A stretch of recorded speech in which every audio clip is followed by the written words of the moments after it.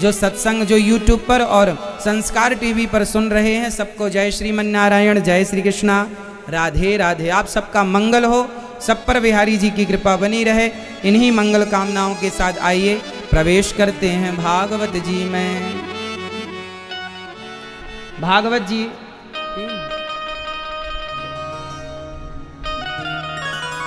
आज से कथा की गंगा में डुबकी लगाएंगे। अब ध्यान से सुनिए। भागवत जी में 18,000 श्लोक हैं। कितने श्लोक हैं भागवत जी में? 335 अध्याय हैं और 12 स्कंध हैं। अच्छा ये बताओ, भागवत जी किसने लिखी? बेटा आप बताओ, पगड़ी वाली बहन, चलो बताओ, तीनों देवियां बताएंगी। भागवत जी किसने लिखी है? नहीं पता? पूछ लो पड़ोसन से। हाँ, किसने लिखी है मैया? भागवत जी किसने लिखी? श्री वेद व्यास जी ने। किसने लिखी? पड़ोसन झूठ बोल रही है, गलत बता रही है। किसने लिखी है? वेद व्यास जी ने। क्यों लिखी है भागवत जी? क्यों लिखी गई बेटा बताओ, बताओ आप। मैया, ओ मेरी मैया, बताओ भागवत जी क्यों लिखी श्री वेद व्यास जी ने? भागवत जी इस कलयुग में जब हम मनुष्य संसार में बहुत परेशान होने लग गए, जीवन जीने का उद्देश्य भूल गए, जन्म क्यों मिला ये सब भूल गए, और हम गलत राह पर जब चल पड़े तो हमको गलत राह पर चलते देख व्यास जी बड़े पीड़ित हुए, और हम सही मार्ग पर चल सकें, इस मानव जीवन को सफल बना सकें, इसके लिए हमारे और आपके उत्थान कल्याण के लिए उन्होंने भागवत जी की रचना की कि ये लो आप समाज के लिए मैं देता हूँ ग्रंथ, जो सुनेगा उसका कल्याण होगा। तो भागवत जी में क्या है कि कल्याण हो जाए? अब क्या है उसे ध्यान से सुनते हैं। क्या क्या लिखा है भागवत जी में? सच्चिदानंद रूपाय विश्वोत्पत्त्यादि हेतवे तापत्रय विनाशाय श्री कृष्णाय वयं नुमः। आवाज सब तक आ रही है? मैया इस तरफ आवाज आ रही है? पीछे आवाज आ रही है तो हाथ उठा लो। आवाज आ रही है तो हाथ उठाओ। जहां जहां जा रही है आवाज वहां के लोग हाथ उठाएं। यहां सोफे में आ रही है? नहीं आ रही है आवाज? क्या आ रही है? हाँ, तो ये ध्यान से सुनो। सच्चिदानंद रूपाय, भगवान का स्वरूप कैसा है, यहां से भागवत जी स्टार्ट है। भगवान कैसे है? अच्छा ये बताओ, आप में से कितने लोगों ने भगवान को देखा है? मैया आपने भगवान को देखा है? जिस जिसने देखा है वो हाथ उठाएं। भगवान को जिस जिसने देखा है, और जिसने नहीं देखा वो लोग हाथ उठाएं। जिसने भगवान को नहीं देखा वो लोग हाथ उठा के बताएं। हम आपको दिखाएंगे आज। यदि आप बता देंगे कि नहीं देखा तो बताएंगे, फिर दिखाएंगे आपको। तो उठा लो हाथ। जिसने भगवान को नहीं देखा वो लोग हाथ उठाएं। आपने भगवान को नहीं देखा? नहीं देखा? आपने देखा है? पीछे वाले हाथ उठा के बताओ कि नहीं देखा या देखा है। नहीं देखा? लगभग 95% लोग आप में से हाथ उठा रहे हैं कि हमने भगवान को नहीं देखा। तो आज मैं आपको दिखा दूं किस किस को देखना है। सच्ची आप लोगों ने नहीं देखा ना? नहीं देखा तो मैं दिखाऊं, और दिखा दिया। आज आपको हम दिखा ही देंगे भगवान कहाँ है। आज दिखाकर ही छोड़ेंगे। मैया, ओ मेरी पंचायती मैया, सुन लो मेरी माँ। ये हाईवे बंद कर दो ये वाला। मैया गिर मत जाना मेरी माँ। ये हाईवे बंद कर दो ये वाला।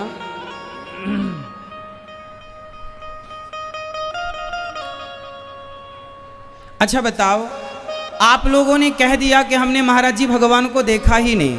ये भैया जी ने भी कहा कि हमने भगवान को नहीं देखा। सही बोला ना आपने। अच्छा ये बताओ, आप कभी मंदिर गए हैं?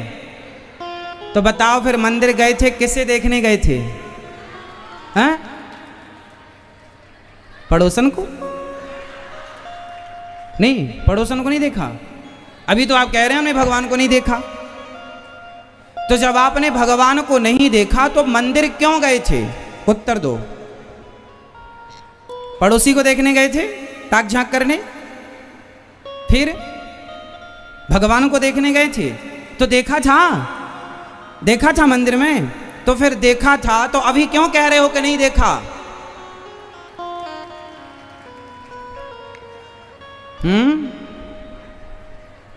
मतलब इतनी उम्र हो गई अभी तक अंधकार में ही चल रहे थे। चलो अब बताओ, आप सबने, आपके आसपास सनावद में मंदिर तो है ना? हैं? राम जी के मंदिर होंगे, भगवान श्री कृष्ण के मंदिर होंगे, शंकर जी के स्थान होंगे, मंदिर होंगे, हनुमान जी का मंदिर होगा। तो बताओ, राम जी का मंदिर है सनावद में? भगवान कृष्ण का मंदिर है? तो मंदिर गए हो ना? तो बताओ मंदिर में किसे देखा? भगवान को देखा?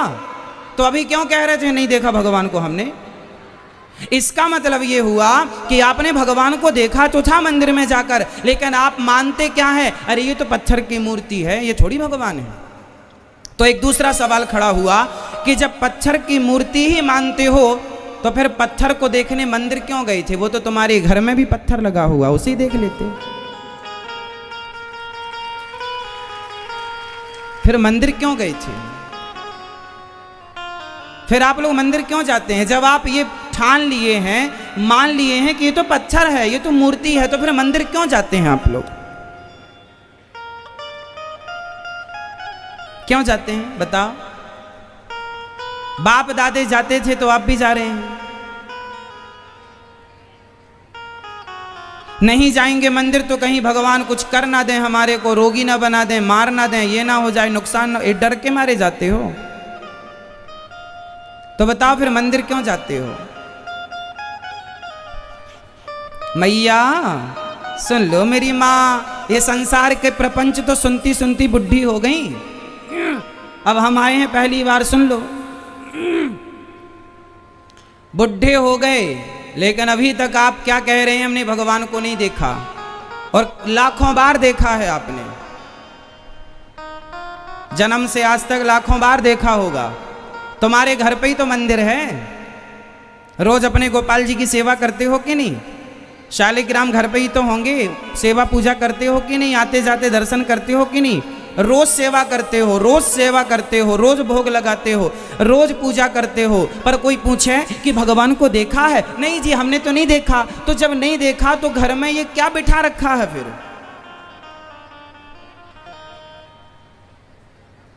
क्या बिठा रखा है आपने? इसका मतलब आप झूठ बोल रहे हैं। या तो आपका पूजा करना झूठ है, या तो आपका मंदिर जाना झूठ है, या तो आपका ये कहना झूठ है कि हमने भगवान को नहीं देखा। अब ये बताओ कि इन तीन झूठ में कौन सा झूठ आप बोल रहे हैं? कि तीनों ही झूठ हैं? या तो आपका मंदिर जाना झूठ है, या तो मंदिर में भगवान को देखना झूठ है, या तो हमने जो पूछा कि भगवान को देखा है तो आपने कहा नहीं देखा, या तो ये बात झूठ बोल रहे हैं आप। बताओ सत्य क्या है, सही क्या है? अरे मेरी मां, सच्ची बात तो ये है कि जिन मंदिरों में आप मूर्ति मानकर, पत्थर मानकर पूजते हैं, वो मंदिर में मूर्ति नहीं है, वो पत्थर नहीं है। क्या बताएं हम आपको, इस कलयुग में भगवान इस रूप में ही हम पापियों के सामने विराजमान हैं। कलयुग है ना, तो कलयुग में भगवान विग्रह के रूप में मिलते हैं। कलयुग में भगवान किस रूप में मिलते हैं? सोने की बिस्किट तो 24 कैरेट की मिल जाएगी, पर धरती में कोई आभूषण आपको 24 कैरेट का नहीं मिल सकता। बताओ मिल सकता है?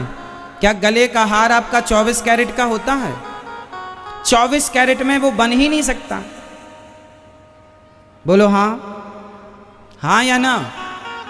मैया थोड़ा बोलते चलो मेरी माँ, मैं अकेला नहीं बोल पाता ना, थोड़ा आपका भी सपोर्ट चाहता हूं। बताओ, क्या 24 कैरेट सोने में आभूषण आपका बन सकता है? उसमें टांका लगाने के लिए कुछ ना कुछ तो मिक्सअप करना पड़ेगा, मिलाना पड़ेगा, उसके बिना वो तैयार। तो जो आभूषण होता है वो कितने कैरेट का होता है? 22 का है, 23 का है, 18 का है ना? 24 का नहीं हो सकता। उसी तरह जैसे सोने की बिस्किट तो सोने की 24 कैरेट की हो सकती है, पर आभूषण 24 का नहीं हो सकता। उसी तरह सतयुग, त्रेता, द्वापर में तो भगवान प्रत्यक्ष रूप में मिल सकते हैं, पर कलयुग में भगवान इस विग्रह के रूप में हम सबको प्राप्त हो रहे हैं। वो 24 कैरेट के भगवान सतयुग, त्रेता, द्वापर में हैं। क्योंकि हम कलयुगी प्राणी हैं, इसलिए हम कलयुग के पापी प्राणियों के लिए भगवान ने विग्रह रूप में अपने आप को परिणित कर लिया है। तो ये जो मंदिर में बैठे भगवान हैं, ये मूर्तियां ना मानो, ये साक्षात मानो तो मैं गंगा माँ हूं, और ना मानो तो बहता पानी है। नर्मदा मैया मानो तो माँ है, नहीं मानो तो पानी है, बह रहा है। क्या मानते हो आप लोग, पानी या मैया? नर्मदा मैया को क्या मानते हो? पानी बह रहा है? नहीं, वो हम सबकी माँ है। नर्मदा मैया है, वो हम सबकी माँ है। गंगा मैया है, यमुना नदी नहीं है, यमुना माँ। एक रूप से वो नदी है। अब जैसे गंगा मैया का विवाह हुआ, किससे हुआ जरा बताओ? गंगा मैया के पति कौन? जोर से, मैया कौन है गंगा मैया के पति?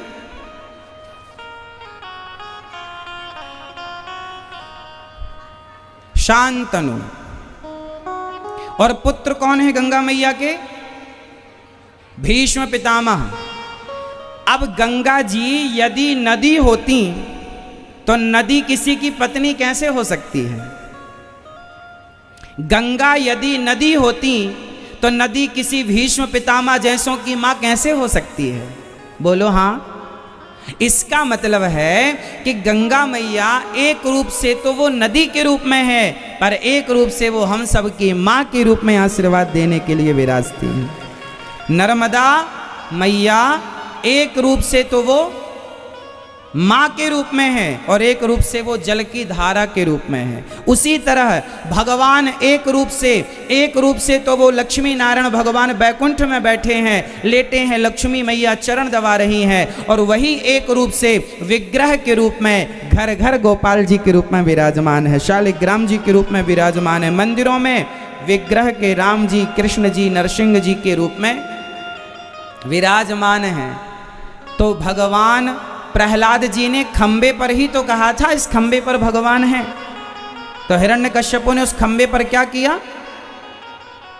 प्रहार किया, और जब प्रहार किया तो खंबा टूटा तो क्या निकला? जोर से, और जोर से। पीछे वाली मैया आप भी कुछ बोलो मेरी माँ।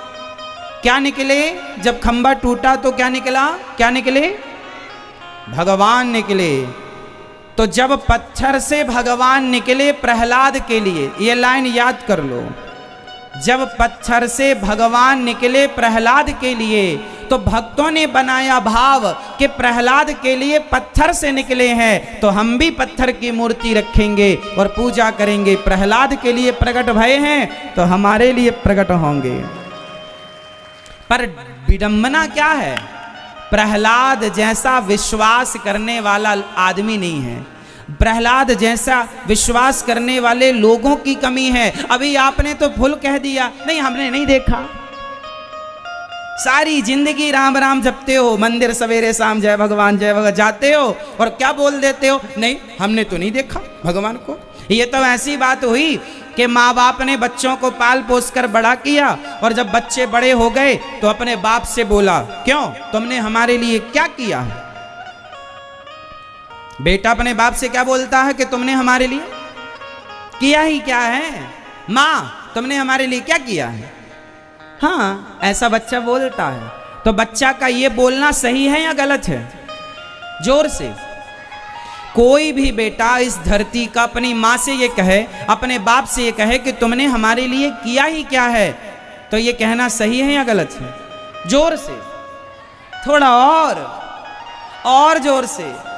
गलत है ना? उसी तरह आपका भी ये बोलना गलत है कि हमने भगवान को नहीं देखा। नहीं देखा तो ये बताओ, तुम्हारी माँ कौन है? माँ कौन है आपकी? माँ कौन है? शांति भाई, नाम नहीं पूछ रहे हैं, स्वरूप पूछ रहे हैं। माँ कौन है? माँ आपकी, जो आपको जन्म देने वाली माँ है, वो भगवान ही आपकी माँ के रूप में है, ईश्वर ही है वो माँ के रूप में। आप कहते हो हमने भगवान को नहीं देखा, अपनी माँ को तो देखा होगा। वो माँ और भगवान दो नहीं है, पर्यायवाची हैं। चाहे माँ कहो चाहे भगवान कहो, दोनों का मतलब। इसलिए भगवान को कहते हैं, क्या कहते हैं? हम सब गाते हैं, मात पिता तुम मेरे, शरण गहूँ मैं किसके, स्वामी शरण पढ़ूँ मैं किसकी, तुम बिन और ना दूजा, प्रभु बिन और ना दूजा, आस करूँ मैं किसकी। ओम जय जगदीश हरे। तो भगवान को आप लोग क्या कहते हैं? माँ। माता रामो मत पिता रामचंद्र, स्वामी रामो मत सखा रामचंद्र, सर्वस्वं मे रामचंद्रो दयालुर, नान्यम जाने नैव जाने न जाने। भगवान को हम माँ कहते हैं। त्वमेव माता च पिता त्वमेव, त्वमेव बन्धुश्च सखा त्वमेव, त्वमेव विद्या द्रविणं त्वमेव, त्वमेव सर्वं मम देव देव। तो भगवान हमारे कौन हैं?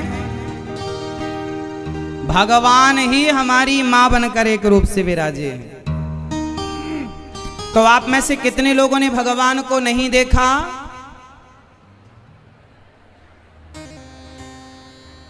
किस किस ने भगवान को देखा है? लो, सबने हाथ उठा लिया, बधाई हो, आपने देख लिया। आंखों के पर्दे खुल गए, पट्टी अभी तक गांधारी थे, आज पट्टी उतरी है। शायद भगवान ने आप लोगों के आंखों की पट्टी उतारने के लिए हमें सनावत भेजा, जाओ तारो जरा इनकी पट्टी। तो सच्ची में पट्टी उतर गई आपकी? अब तो नहीं कहोगे हमने भगवान को नहीं देखा। माँ के रूप में भगवान है, पिता के रूप में भगवान है, गुरु के रूप में भगवान है, और मंदिर में विग्रह के रूप में भगवान है। आपके घर में गोपाल जी शालिग्राम भगवान के रूप में भगवान, ये भगवान है। मानो प्रहलाद जैसा भक्त हो तो हर खंबे से भगवान प्रकट हो सकते हैं। मीरा जैसा प्रेम हो तो भगवान द्वारिकाधीश सबके लिए प्रेम मीरा जैसा हो तो मुंह खोलकर अपने हृदय में समा सकते हैं। अर्थात मीरा को हृदय में अंदर ग्रहण कर लिया। मीरा की कहीं समाधि नहीं है, मीरा को अंदर भगवान द्वारिकाधीश ने अपने हृदय में स्थान दे दिया।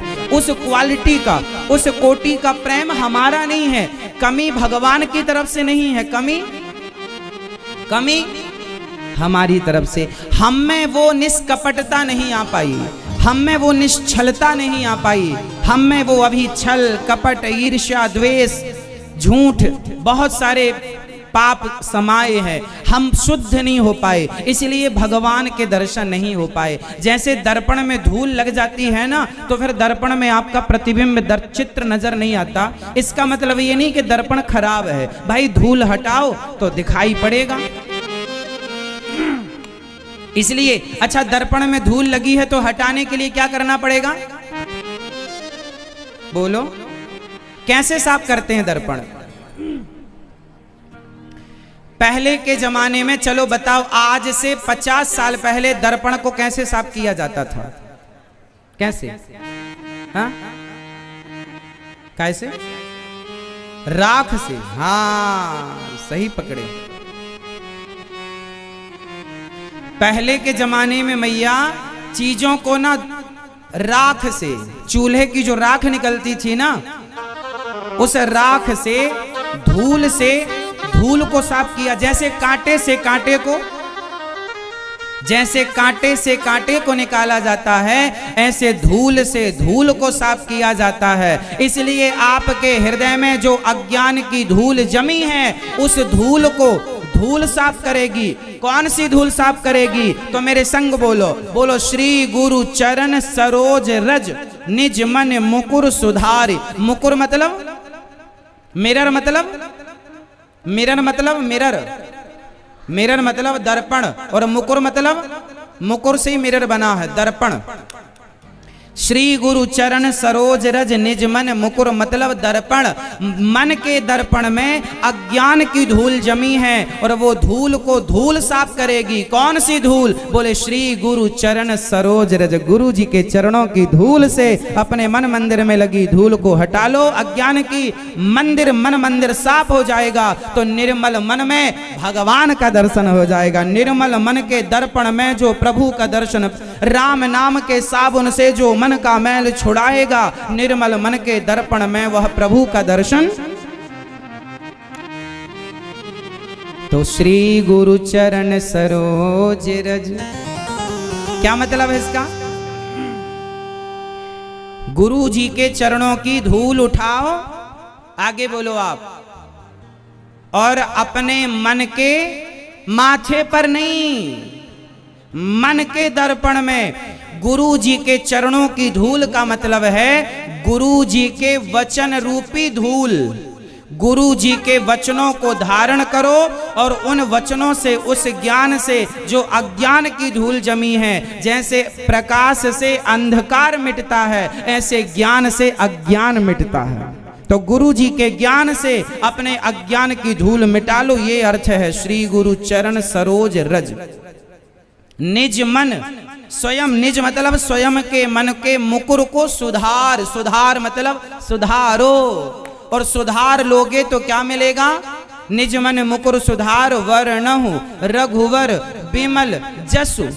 यदि आपने शुद्ध कर लिया अपने हृदय को, तो आपके हृदय में रघुनाथ जी के सुंदर यश गान अपने आप प्रकट होने लग जाएंगे। राम जी हृदय में प्रकट हो जाएंगे। जैसे दर्पण की धूल हट गई, तो उस दर्पण में आपका चित्र अपने आप आ जाएगा जब आप सामने रखेंगे। उसी प्रकार शुद्ध मन में, शुद्ध हृदय में भगवान वैसे ही प्रकट हो जाएंगे जैसे शुद्ध दर्पण में आप प्रकट हो जाते हैं, आपका प्रतिबिंब प्रकट हो जाता है। और फिर जो दायक फल चार, चलो बताओ, श्री गुरु चरण, बोलो मेरे संग सब लोग, फिर मैं आखिरी लाइन का अर्थ पूछूंगा। बोलो श्री गुरु चरण सरोज रज, बोलो, इतना बोलो। ओ मेरी माँ बोल दो, आलसी मैया, बोलो श्री गुरु चरण सरोज रज। आवाज आ रही है? कोई बोल रहा है? नहीं आ रही है आवाज, यहां तक तो आ ही नहीं रही है। आलसी इतने बड़े हैं ना, लड़ाई करना हो तो खरगोन तक आवाज चली जाती है, और यहां बुलवा रहे हैं, बोल लो तो नहीं निकल रहा है। और सास कुछ बोल दे तो फिर देखो, बहू कुछ बोल दे, सास पूरे गांव में हल्ला करती है। संग संग बोलो, सबको याद है इसलिए बोलो। श्री गुरु चरण सरोज रज, श्री गुरु निज मन मुकुर सुधारि, वर्णौ रघुवर बिमल जसु, जो दायक फल चार। ये दोहा किस किस को याद है? जिसको याद है ये दोहा वो हाथ उठाएं। सबको याद है? याद है तो फिर बताओ कि इसका अर्थ क्या है। श्री गुरु चरण सरोज रज निजमन मुकुर सुधार, वर्णहु रघुवर बिमल जस, यहां तक का अर्थ तो मैंने बता दिया। अब जो दायक फल चार, ये चार फल क्या है? जो दायक फल, जो दायक फल चार, 1 2 3, ये चार फल कौन कौन से हैं? जरा आखिरी लाइन का आप हमें समझाओ, हमें नहीं पता। ये मैया बताएंगी, पीली मैया। ये चार फल कौन कौन से? संतरा, केला, हाँ, फिर ये मैया बताएंगी, टोपी वाली मैया। मेरी बहन बताओ, झांसी की रानी बता बेटा। हाँ, बल बुद्धि और ज्ञान। तो बुद्धि को अलग कर दिया आपने, ज्ञान को अलग कर दिया। अच्छा, बहुत सुंदर।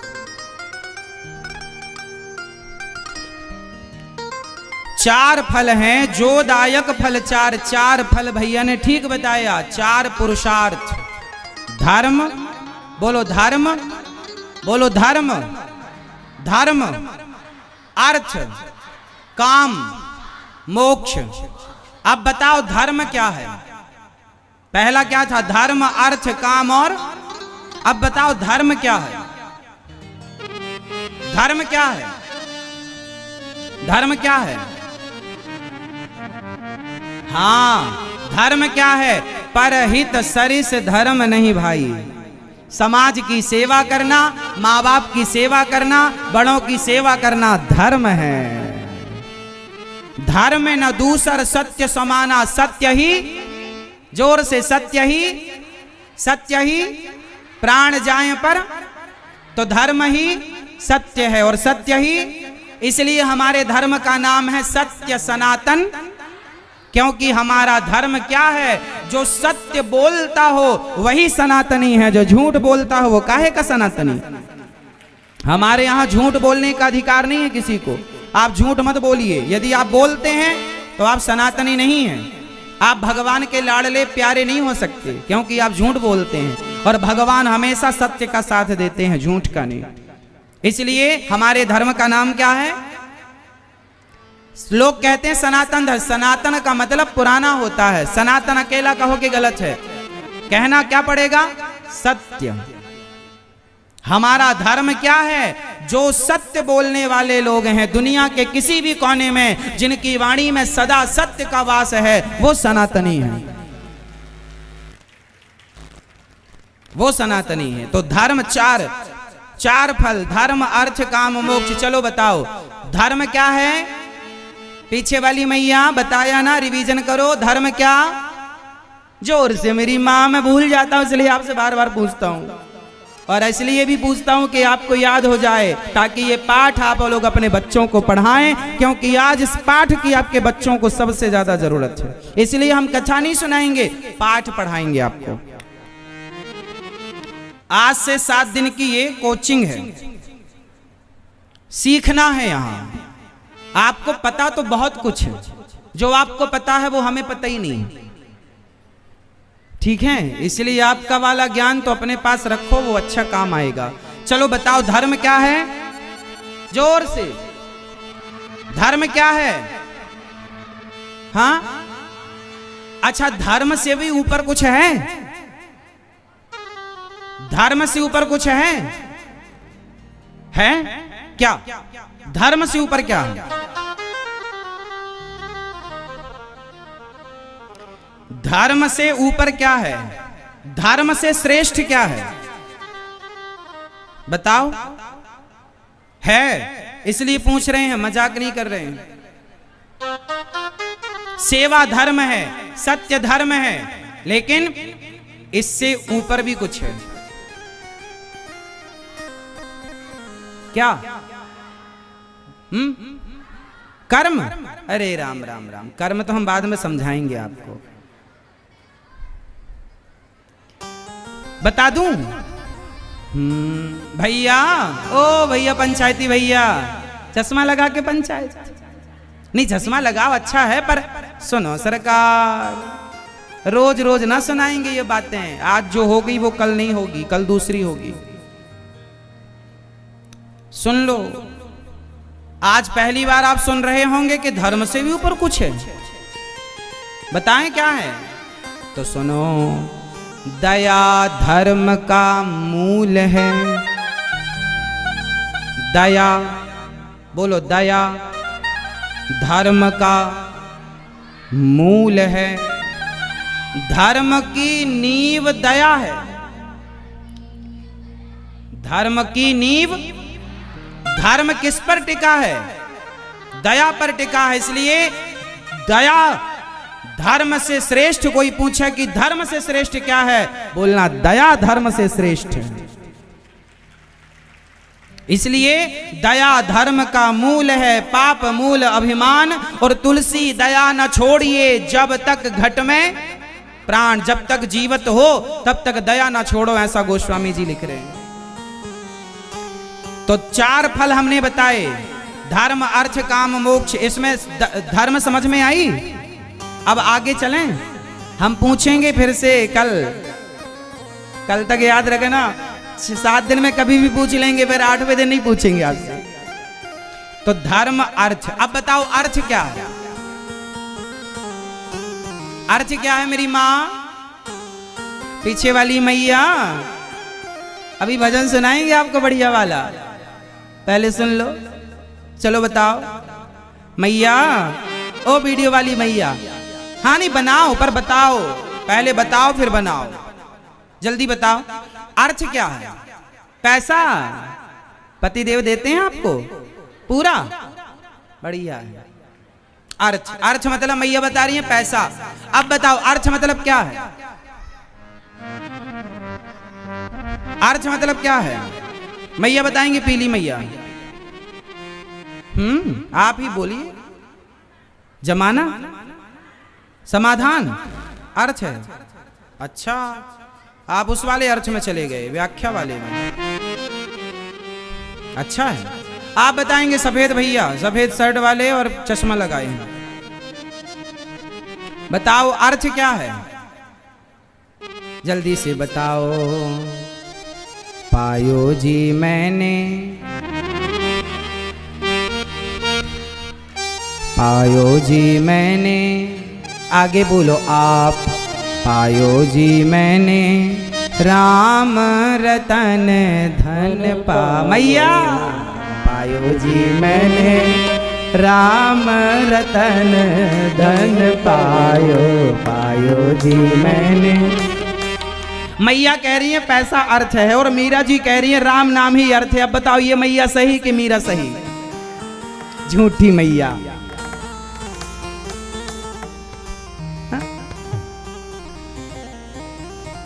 सबसे बड़ा अर्थ क्या है मेरी माँ? ये कागज के टुकड़े को अर्थ ना समझो। ये तो पैसा व्यवस्था के लिए बना है, होना चाहिए सबके पास। भगवान करे आप लोगों के पास हजारों करोड़ हो, खूब हो आपके पास, लेकिन पैसे से ना अभिमान बढ़ता है। इसलिए भगवान का भक्त भगवान से पैसा नहीं चाहता, वो तो भगवान को ही अपना धन मानता है कि आप ही हमारे धन हो। धन क्या है? अर्थ क्या है? धर्म अर्थ क्या है? जोर से। भगवान का नाम, भगवान की भक्ति। आपके पास पैसा बहुत है, पर आपके हृदय में भगवान के चरणों में प्रेम नहीं है। तो पैसा तो वैश्या के पास भी बहुत होता है, तो क्या करना उस पैसे का? पैसा बड़ा है कि भगवत प्रेम बड़ा है, भक्ति बड़ी है? हाँ, तो भक्तों का धन क्या है? चलो गोस्वामी जी के हिसाब से समझाता हूं। कामी का धन क्या है? कामी का धन, कामी का धन, कामी का धन स्त्री है। कामी क्या चाहता है? काम ही नारी पियारी जिमी। कामी आदमी स्त्री को अपना धन मानता है। कामी का धन स्त्री है। लोभी का धन पैसा है। काम ही नारी पियारी जिमी, लोभ ही के प्रिय दाम, तिमि रघुनाथ निरंतर, प्रिय लागो मोहि राम। कामी का धन स्त्री है, लोभी का धन पैसा है, पर भक्त का धन तो भगवान है ना मेरी माँ। अब आप देखो कि आप इन तीनों में क्या है। यदि कामी है तो आपका धन स्त्री अच्छी है, आप लोभी हैं तो आपका धन पैसा ठीक है, और यदि आप भक्त हैं तो भक्त का धन कागज का टुकड़ा कभी नहीं हो सकता। भक्त का धन तो राम है, कृष्ण है। अब आप देखो कि आप इन तीनों में किस श्रेणी में आते हैं, कामी, लोभी या भक्त। हाँ, तो धन क्या हुआ, अर्थ क्या हुआ। हाँ, तो धर्म अर्थ। अब तीसरा है, जोर से, धर्म अर्थ काम। काम बताओ, काम क्या है, फटाफट बताओ मेरी माँ, काम क्या है। हाँ? काम मतलब कर्म। ठीक कहा आपने, काम मतलब कर्म। काम जब तलक रहेगी जिंदगी, फुर्सत ना होगी काम से। कुछ समय ऐसा निकालो कि प्रेम कर लो मेरे श्याम से। तो भगवान के लिए क्या चाहिए, समय चाहिए। और काम तो कभी खत्म ना होंगे आपके, काम कभी खत्म ना होंगे। अच्छा, काम का अर्थ वासना भी है। तो काम मतलब वासना। जैसे आप लोग बच्चे पैदा करते हैं, तो बच्चे पैदा करने के लिए भी काम चाहिए। तो एक काम से रावण पैदा होता है और एक काम से ध्रुव और प्रहलाद पैदा होते हैं। अब आप बताइए कि कौन सा काम श्रेष्ठ है, रावण को पैदा करने वाला काम श्रेष्ठ है, या हिरण्याक्ष हिरण्यकश्यपु को पैदा करने वाला काम श्रेष्ठ है, या ध्रुव प्रहलाद मीरा महाराणा प्रताप वीर शिवाजी और झांसी की रानी को पैदा करने वाला काम श्रेष्ठ है। इसलिए जब काम राम से जुड़ जाता है तो राम से जुड़ा हुआ काम आपको भगवान, आपके घर में जब आपका काम भगवान से जुड़ता है तो घर में या भक्त का जन्म होता है या भगवान का जन्म होता है। दशरथ जी के काम ने, दशरथ जी के यहाँ, उनके यहाँ स्वयं भगवान प्रकट हुए। गृहस्थ के घर ही तो भगवान होते हैं ना। वसुदेव देवकी गृहस्थ थे, तो गृहस्थ के घर कौन आए, भगवान आए। तो एक काम होता है जो नालायक को पैदा करता है, एक काम होता है जो भक्त को पैदा करता है। तो आप ही अब निर्णय करो कौन सा काम श्रेष्ठ है, भगवान से जुड़ा हुआ काम। इसलिए अपने काम को भगवान के चरणों में, काम मतलब अपने आप को, अपने सब कुछ, नाथ सकल संपदा तुम्हारी, हे प्रभु सब कुछ आपका है। जब भगवान के बनकर काम करोगे तो आपके घर में भगवत भक्त प्रकट होगा, भगवान का भक्त पैदा होगा। तो काम, धर्म अर्थ काम। चलो अब बताओ मोक्ष क्या है, मोक्ष क्या है बताओ फटाफट। अभी इन चारों का एक दूसरा अर्थ भी हम बताएंगे। आप सुनने वाले श्रोता हैं तो हम तो चार अर्थ बता देंगे एक बात के। चलो बताओ मोक्ष का मतलब क्या है, धर्म अर्थ काम और श्री गुरु चरण सरोज रज, इस दोहे का ही अर्थ कर रहे हैं अभी हम आगे नहीं बढ़े, इस दोहे पर ही हम अभी फंसे हैं। ये दोहा सबको याद था ना, अर्थ याद हो गया। अब अर्थ सही बताओ, आज याद हुआ, आज समझ में आया। दोहा तो कब से याद है, बचपन से, पर अर्थ याद करते, अर्थ तक पहुंचने में देखो 20 साल लग गए। चलो बताओ मोक्ष क्या है, मोक्ष क्या है। हाँ, मुक्ति। आप में से कितनों को मुक्ति चाहिए, कितनों को मोक्ष चाहिए? जिसको चाहिए वो हाथ उठा सकते हैं। मैया उठा लो यदि चाहती हो, नहीं चाहती हो तो जबरदस्ती मत उठाना। तो मुक्ति किस किस को चाहिए, मोक्ष किस किस को चाहिए? और जो लोग नहीं उठा रहे हैं हाथ, उन्हें क्या चाहिए? चलो आप नहीं उठा रहे हैं, ये अच्छी बात है, तो चाहिए क्या ये भी तो बताओ, बोलो। भगवान का भक्त कभी भगवान से मोक्ष नहीं चाहता, भगवान का भक्त भगवान से कभी मुक्ति नहीं चाहता। वो क्या चाहता है? अर्थ न धर्म न काम रुचि, गति न चाहूं निर्वाण, जन्म जन्म रति राम पद, यह वरदान नयान। हे श्याम सुंदर, हे बिहारी जी, आपके चरणों में प्रेम हो जाना ही हमारा मोक्ष है। आपके चरणों में हमारा प्रेम दिनों दिन बढ़े, हमारी भक्ति दिनों दिन बढ़े, इससे ज्यादा और क्या चाहिए। हमें नहीं चाहिए मोक्ष, हमें नहीं चाहिए गौलोक, हमें नहीं चाहिए बैकुंठ, हमें तो जहां भेजना हो भेज देना, जिस योनि में भेजना है भेज देना, पर एक दर्द देकर भेजना। आपकी याद में, आपके प्रेम में तड़पता रहूं, आपके लिए रोता रहूं, आपकी याद में, आपकी विरह में बस व्याकुल रहूं। हे श्याम सुंदर, इतनी कृपा कर दो। हे श्याम सुंदर, हमें आप अपना विरह दे दो। हे श्याम सुंदर, आप हमें अपनी भक्ति दे दो। आपकी यादों वाले आंसू हमारी आंखों में दे दो। हम पागलों की तरह दर दर आपकी खोज में, आपकी याद में भटकते रहें गोपियों की तरह। बस ये प्रेम दे दो प्रभु, हमारा यही मोक्ष है।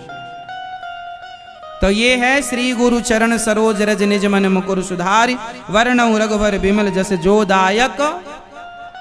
4 फल कौन कौन से हैं? फिर से बोल दो, हमें अच्छा लग जाएगा कि आपको याद हो गया।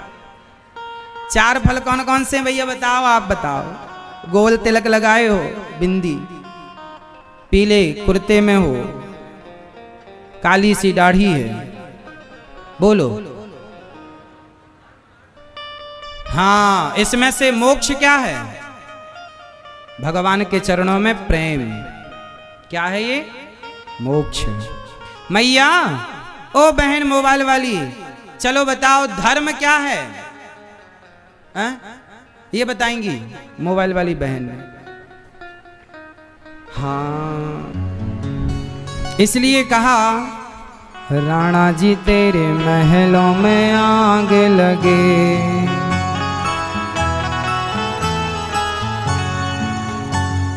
राणा जी तेरे महलों में आग लगे।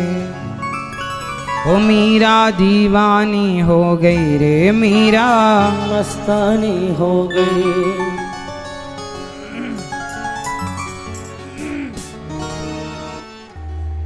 मीरा भाई इतना अत्याचार सहती हैं। सास उन्हें कहती है कि पग घुंघरू बांध मीरा नाची रे, लोग कहें वो तो भई रे बबरिया, और सास कहे कुल नासी रे, इसने तो मेरे कुल का नाश कर दिया। देखिए भक्तों को कितना कुछ सुनने को मिलता है।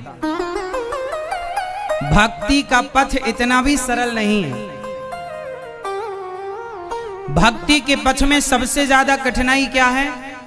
समाज अपमानित करती है। समाज क्या बोलती है? बड़ी मीरा बन रही है। मीरा को समाज ने चरित्रहीन तक कह दिया, संतों के संग बैठती है, इसने तो हमारे कुल का नाश कर दिया, ऐसा कह दिया सास ने। अंत में मीरा ने परवाह नहीं की और मीरा ने कहा राणा जी तेरे महलों में, तू अपने महल रख, राणा जी तेरे महलों में आग लगे, राणा जी तेरे महलों में आग लगे। मैं तो चली गोवर्धन राणा, मैं तो चली गोवर्धन राणा, ओ मेरे सोए भाग जगे, राणा जी तेरे महलों में आग लगे, राणा जी तेरे महलों में आग लगे। मैं तो चली वृंदावन राणा, मेरे संग बोलो, मैं तो चली वृंदावन राणा, मैं तो चली गोवर्धन राणा, मेरे सोए भाग जगे, राणा जी तेरे महलों में आग लगे, राणा जी तेरे महलों में आग लगे।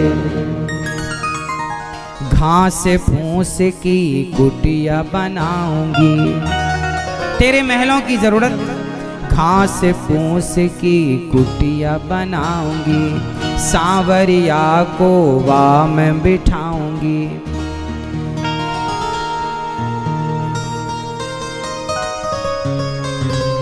सांवरिया का मंदिर बनाकर, सांवरिया का मंदिर बनाकर, वहाँ पे तुलसी के बाग लगे। राणा जी तेरे महलों में आग लगे। वहाँ पे मंदिर बनाऊंगी और तुलसी का बाग लगाऊंगी।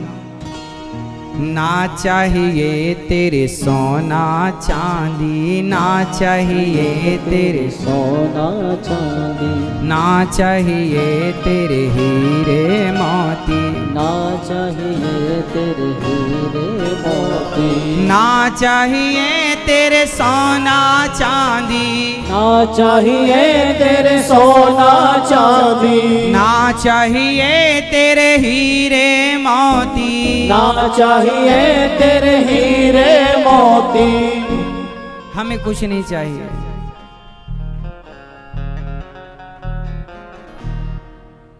ना चाहिए तेरे मोती, ये तो गहरा घाव लगे। राणा जी तेरे महलों में आग लगे। ये सोना चांदी जब यहाँ लटकता है ना राणा, तो बोझ है, ये घाव करता है, मुझे इसकी जरूरत।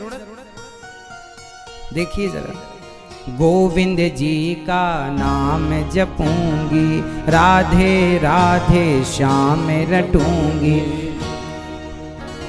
गोविंद जी का नाम रटूंगी, गोविंद जी का नाम रटूंगी, राधे राधे श्याम कहूंगी, राधे राधे श्याम कहूंगी। चाहे गहरा लागे दाग, चाहे गहरा लागे दाग, चाहे आप दाग लगाओ हमारे चरित्र पर, उंगली उठाओ, हमें कुछ भी कहो। राधे राधे श्याम रटूंगी, राधे राधे श्याम रटूंगी, चाहे गहरा दाग लगे। राणा जी तेरे महलों में आग लगे, राणा जी तेरे महलों में आग लगे, राणा जी तेरे महलों में आग लगे। मैं तो चली गोवर्धन राणा, मैं तो चली गोवर्धन राणा, मैं तो चली वृंदावन राणा, मैं तो चली वृंदावन राणा। मेरे सोए भाग जगे। राणा जी तेरे महलों में आग लगे, राणा जी तेरे महलों में आग लगे, राणा जी तेरे महलों में आग लगे।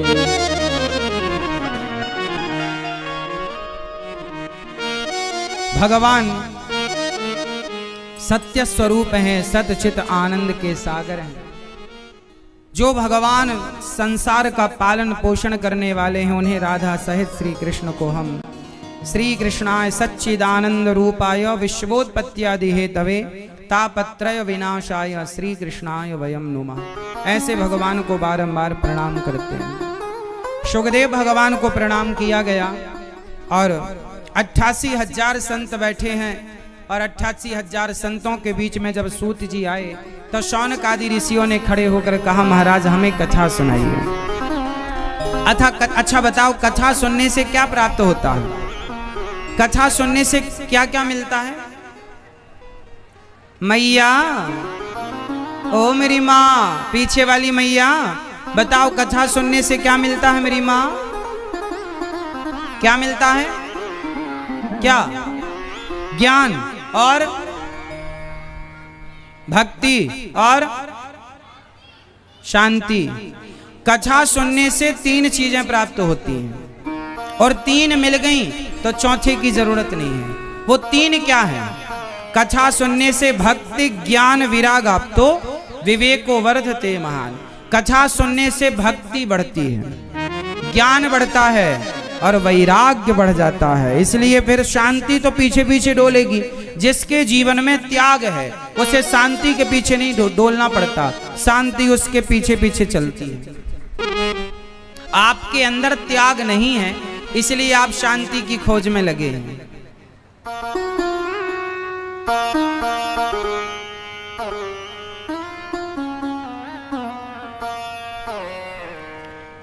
तो भागवत जी से क्या क्या मिलता है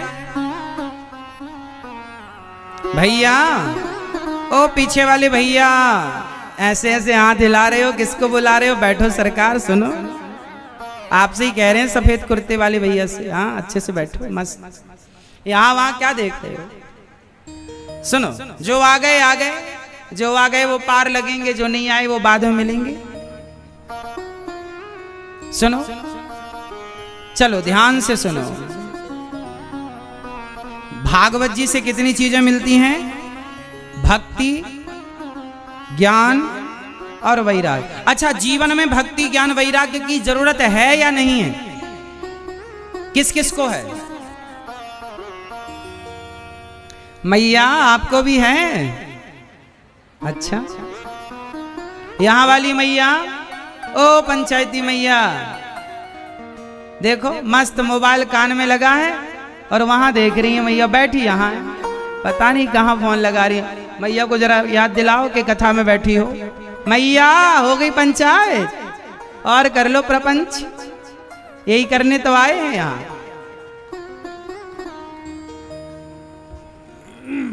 सुनो मेरी माँ, आपको क्या लगा यहाँ से दिखता नहीं है? सब दिखता है यहाँ से।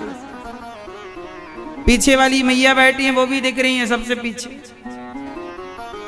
चलो, भागवत सुनने से 3 चीजें मिलती हैं, भक्ति, ज्ञान, वैराग्य। अच्छा, भक्ति की जरूरत क्यों है? क्योंकि भक्ति स्वतंत्र सकल सुख खानी, बिनु सत्संग न पावे प्राणी। भक्ति सब कुछ दे सकती है, इसलिए भक्ति के बिना जीवन अधूरा। जैसे एक सुंदर स्त्री है और उसका श्रृंगार बढ़िया है, वो उसका स्वरूप भी अच्छा है, पर उसकी नाक काट ली जाए तो क्या नाक के बिना उस स्त्री की शोभा होगी? जैसे नक्कटी स्त्री की शोभा नाक के बिना नहीं है, नक्कटा पुरुष का उसकी शोभा, पुरुष की भी नाक काट ली जाए तो पुरुष हो या स्त्री हो, नाक के बिना शोभा नहीं पाता। उसी प्रकार जीवन की नाक, हम सब की नाक तो भक्ति ही है। आपके पास सब कुछ है पर भक्ति नहीं है तो मानो आपकी नाक कटी है, मानो आपकी नाक नक्कटा है। इसलिए नाक हमारी भक्ति ही है। तो भक्ति का होना जरूरी है, आवश्यक नहीं, अति आवश्यक है। तो भक्ति, ज्ञान। अच्छा, ज्ञान के बिना विज्ञान नहीं है। बताओ, ज्ञान बड़ा कि विज्ञान बड़ा? आप बताओ भैया, ओ जाने वाले भैया, बताओ ज्ञान बड़ा कि विज्ञान बड़ा? बताओ पहले, फिर चले जाना। क्या बड़ा? जाते जाते ये तो बता जा, ज्ञान बड़ा विज्ञान बड़ा।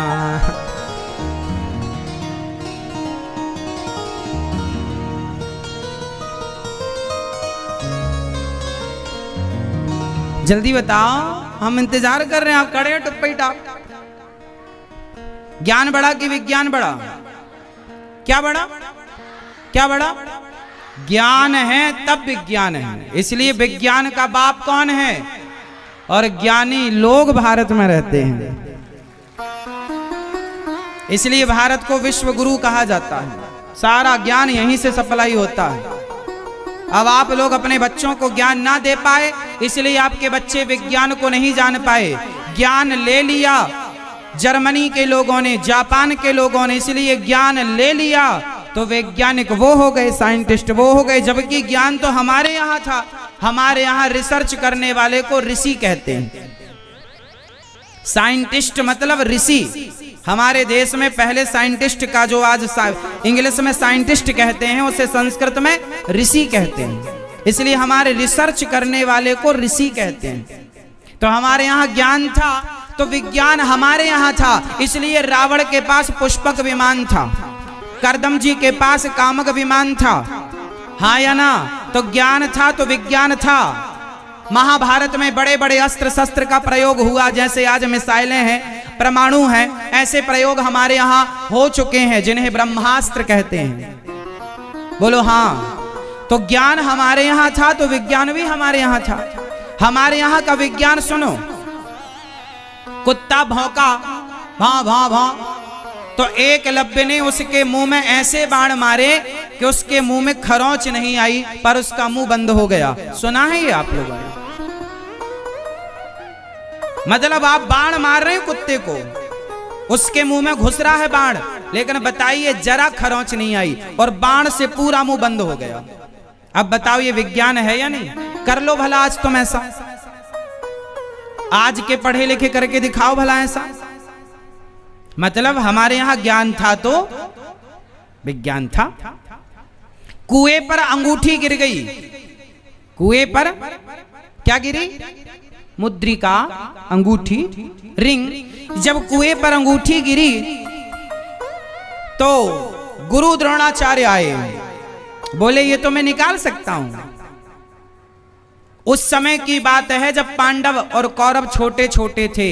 इनको पढ़ाने के लिए भीष्म पितामह गुरु की खोज कर रहे थे कि मैं अपने बच्चों को किस गुरु से पढ़वाऊं, क्योंकि बच्चों को पढ़ाने वाला गुरु श्रेष्ठ होगा तो शिष्य भी श्रेष्ठ होगा। गुरु में खोटापन है तो चेले में भी खोटापन रहेगा।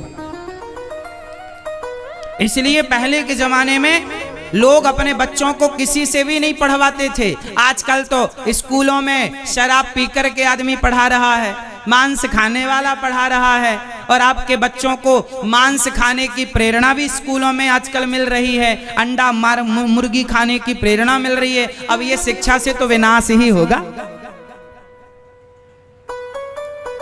हाँ या ना? फिर पहले सब कोई नहीं पढ़ाता था, पहले पढ़ाने की काबिलियत है आपके अंदर। पहले चाणक्य का विश्वविद्यालय था, यूनिवर्सिटी थी। भगवान कृष्ण उज्जैन पढ़ने गए थे, उस जमाने की सबसे बड़ी यूनिवर्सिटी उज्जैन में थी, सांदीपनि जी। सबसे नहीं पढ़ते थे लोग। आपके अंदर पढ़ाने की काबिलियत है? आपके अंदर, आप गुटखा खाते हैं, दिन भर मुंह में तंबाकू पान भरे रहेंगे और बच्चों को पढ़ाएंगे तो बच्चे क्या सीखेंगे? काबिलियत है? दिन भर आप झूठ बोलोगे तो बच्चों को कौन से सत्यवादी हरिश्चंद्र बना दोगे तुम? पहले के लोग, पहले की परंपराएं श्रेष्ठ थी मेरी मां। पहले की पढ़ाई में सबसे पहली पढ़ाई थी ईमानदारी। पहले का गुरु अपने शिष्य को पहला ईमानदार बनाता था, बेटा पहले ईमानदार बनो। और आजकल दूर दूर तक ईमानदारी की कोई पढ़ाई नहीं है। ईमानदारी से कोई मतलब नहीं, बस बेईमानी करो, गला काटो, भ्रष्टाचार करो, बस पैसे कमा के लाओ। और आजकल का आदमी पैसे कमा रहा है, बस उसे मतलब नहीं है कि ये ईमानदारी का है, कि बेईमानी का है, कि लूटा है हमने, किसी को गरीब को सताया है, भ्रष्टाचार के, उसे कोई मतलब नहीं। देश बिक रहा, बिकने दो। ईमानदारी नहीं रही ना, इसलिए ईमानदारी होती ना तो देश भारत गुलाम ना होता। बताओ पृथ्वीराज चौहान को क्यों मोहम्मद गौरी पकड़ के ले गया? क्यों पकड़ के ले गया? क्योंकि सगे ससुर ने गद्दारी कर दी, जयचंद ने। ईमानदारी होती तो वो दुश्मनों से हाथ क्यों मिलाता? जयचंद मोहम्मद गौरी से हाथ मिला लिया, अपनी सेना उसे दे दी, सेना पावरफुल हो गई। युद्ध करके रात्रि का विश्राम चल रहा था, शिविर में आग लगवा दी मोहम्मद गौरी ने छल से। हमारे यहाँ सोते हुए आदमी को उसके घर पर आग लगाना पाप है। हमारे यहाँ ये नहीं सिखाया गया कि आदमी के घर में जाके आग लगा दो। ऐसे ही युद्ध जीतने होते तो सारी दुनिया को कब के जीत के बैठे होते हम लोग। ऐसे ही बेईमानी से जीतना होता तो कब के जीत गए होते। लेकिन हम लोग युद्धों में भी धर्म नहीं छोड़ते, वो भारत का व्यक्ति है। मोहम्मद गौरी ने जब पृथ्वीराज की सेना विश्राम कर रही थी, रात्रि के 2 बज रहे थे, तो पूरे शिविर में आग लगवा दी। जिंदा सैनिक मारे गए। पृथ्वीराज के शिविर को घेर लिया, पकड़ कर ले गया मोहम्मद गौरी, आंखें फोड़ दी। पृथ्वीराज चौहान से मुझे एक शिकायत भी है, मिलेंगे कभी तो शिकायत करूंगा।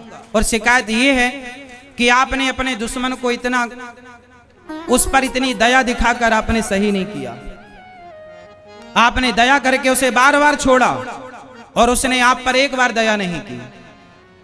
उसने आप पर एक बार दया नहीं की। इसलिए दया, ये कथा, ये चरित्र सिखाता है पृथ्वीराज चौहान का कि जो दया के पात्र है उस पर तो दया करो, जो दया का पात्र नहीं उस पर दया मत करना, क्योंकि वो दया कल आप पर भारी पड़ेगी। और पृथ्वीराज चौहान पर वो दया भारी पड़ी। उनकी प्रजा पर अत्याचार किया मोहम्मद गौरी ने, अकेले पृथ्वीराज पर अत्याचार नहीं किया।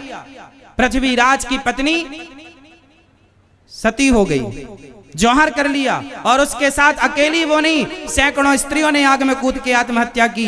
ये पृथ्वीराज की दया का ही तो परिणाम था। क्यों दया की आपने? दुश्मन पर क्यों दया की? अपने आप को श्रेष्ठ बनाने के चक्कर में आप ऐसे आदमी पर दया ना करें जो कल आपके लिए खतरा बन के खड़ा हो जाए। दया धर्म का मूल है। हम भारतीय हैं, हमें दया करना सिखाया जाता है, पर यह भी तो बताया जाता है कि दया का पात्र जो है उस पर दया की जाए, सब पर दया ना की जाए। पाकिस्तानी आ जाएं, आतंकवादी आ जाएं, हाथ जोड़ें, विनती करें भैया हमें छोड़ दो, तो आतंकवादी को यदि आपने छोड़ दिया तो कल वो आतंक ही फैलाएगा, कल वो भक्त बन के झोली माला लेके ना घूमेगा। इसलिए पर फिर भी पृथ्वीराज ने अपना कर्तव्य पूरा किया और मोहम्मद गौरी को मारा। चंद्रवरदाई ने आखिरी दोहा बोला, 4 बांस 24 गज अंगुल अष्ट प्रमाण, ताऊ पर सुल्तान है मत चूको चौहान। मारा बाण पृथ्वीराज ने और दुश्मन को मार कर उसकी धरती में, उसके घर में घुस के मार कर फिर अपना शरीर पूरा किया। ये तो वीरों की भूमि है हम भारतीयों की, लेकिन ये शिक्षा भी मिलती है कि आपका एक डिसीजन आपको रुला सकता है, एक गलत निर्णय। हाँ या ना? इसलिए हमारे यहां झूठ बोलने वाले ना होते ना, गद्दारी करने वाले लोग ना होते ना, 700 साल तक गुलामी थी, 200 साल तक अंग्रेजों की, 500 साल तक मुगलों की। बोलो हाँ, 700 साल कितना लंबा टाइम पीरियड होता है बताओ। 700 साल तक ये बहन बेटियां शिकार होती रहीं, कभी मुगलों की कभी अंग्रेजों की, केवल इसलिए कि हम सत्य ना बोल पाए, हम वफादार ना हो पाए, हम आपस में संगठित ना हो पाए, जातवाद में, ऊंच नीच में मतभेद मनभेद बनाए बैठे रहे, और आप किसी मनभेद मतभेद का फायदा वो मुगल वो अंग्रेज उठाते रहे, और 700 साल तक आप पर गुलामी हुकूमत की, गुलाम बनाया आपको। मंदिर तोड़े, मूर्तियां तोड़ी, बहन बेटियों को लूटा, सारी सोने की चिड़िया कहलाने वाले देश का सारा सोना लूट लूट कर ले गए। आज भी भारत में ऐसे गांव हैं जहां बिजली नहीं है, पानी नहीं है, जहां सड़कें नहीं है। 70 साल हो गए, 75 साल हो गए देश की आजादी को, पर उस गहराई का, उस गड्ढे को आज तक हम भर नहीं पाए अभी तक। हाँ या ना? इसलिए हम गुलाम क्यों हुए, जरा बताओ हमें कोई। गुलाम क्यों हुए हम भारतीयों का गुलाम होने का कारण क्या था सबसे बड़ा? जोर से कभी विचार करो अपने अतीत पर, अपने इतिहास पर, कि तुम्हारे बाप दादों ने क्या गलतियां की हैं। कहीं वो गलतियां तुम तो नहीं दोहरा रहे हो? बताओ आप गुलाम क्यों हुए? भारत के लोगों से सवाल, बताओ आप गुलाम क्यों हुए? 700 साल तक हम गुलाम क्यों रहे? बताओ। क्योंकि हम लोग आपस में लड़ते रहे, हम लोग जोर से आपस में लड़ते रहे। जातवाद हमारे यहां आज भी हावी है। ये ब्राह्मण है, ये क्षत्रिय है, ये वैश्य है, ये शूद्र है, हो गए 4 टुकड़े।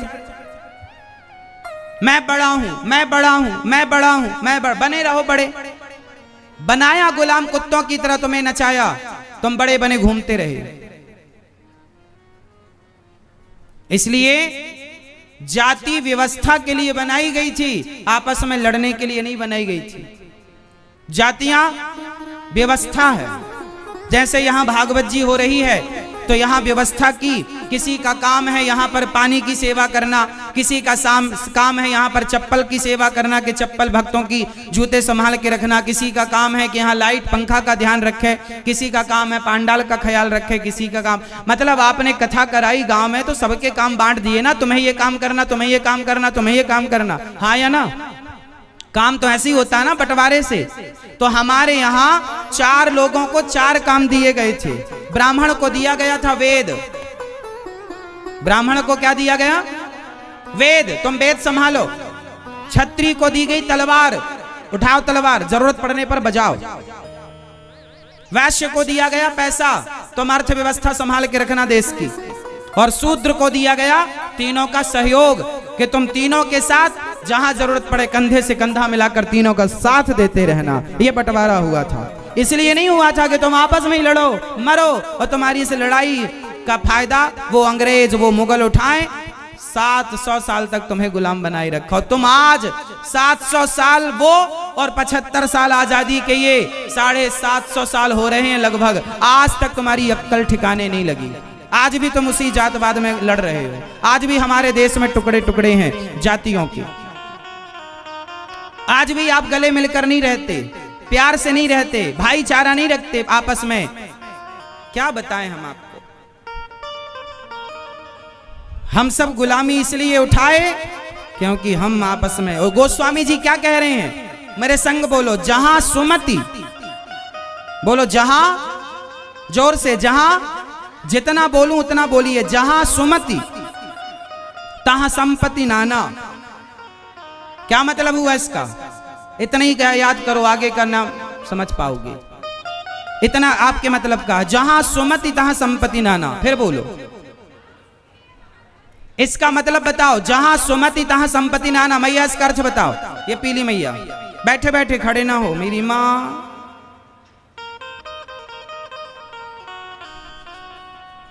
बताओ, जहां सुमति, इसका मतलब क्या हुआ? जहां सुमति तहां संपत्ति नाना, इसका मतलब बताओ। जिस परिवार में, जिस घर में एकता है, छोटा भाई बड़े भाई का सम्मान करे, बड़ा भाई छोटे भाई का आदर करे, जिस घर में पत्नी पति का, पति पत्नी का सम्मान करे, बेटा बाप का, बाप बेटे का कहा सुने थोड़ा बहुत जो सही है, और जहां एक दूसरे के प्रति आदर हो, जहां एकता, जहां सुमति है, जहां एक सुमति मतलब एक सी मति, एक से विचार। जहां सुमति तहां संपत्ति नाना। जहां पत्नी पति बेटा बेटी के एक विचार होंगे, वो घर वो परिवार, जहां पूरे देश का एक विचार होगा, वो परिवार वो देश नहीं, वो बैकुंठ बन जाएगा। वो सुमति, जहां सुमति तहां संपत्ति नाना। सब प्रकार की संपदा वहां नाचेंगी, लक्ष्मी जी नृत्य करेंगी, सरस्वती मां नृत्य करेंगी वहां, जहां आप प्रेम मोहब्बत से रहते हैं। लेकिन हमारे देश में गलती क्या हुई? हम आपस में, आपके सनावत में आपस में लोग लड़के रहते हैं कि प्यार मोहब्बत से, जोर से, जोर से। अंग्रेज गए लेकिन उनका नारा आज भी काम कर रहा, फूट डालो शासन करो। आज भी लोग, तो सनावत में लोग प्रेम से रहते हैं कि लड़के रहते ढिसुम ढिसुम। मैया, यहाँ की सास बहू मिलके रहती हैं कि ढिसुम ढिसुम चलता रहता है? पति पत्नी मिलके रहती है, चलता रहता है। चलो देखो, 70-75 साल हो गए आजादी के, पर अभी तक वो गुलामी गई नहीं। अभी और एक बार गुलाम बनने का मन है क्या? फिर तो प्रेम से रहना सीख लो।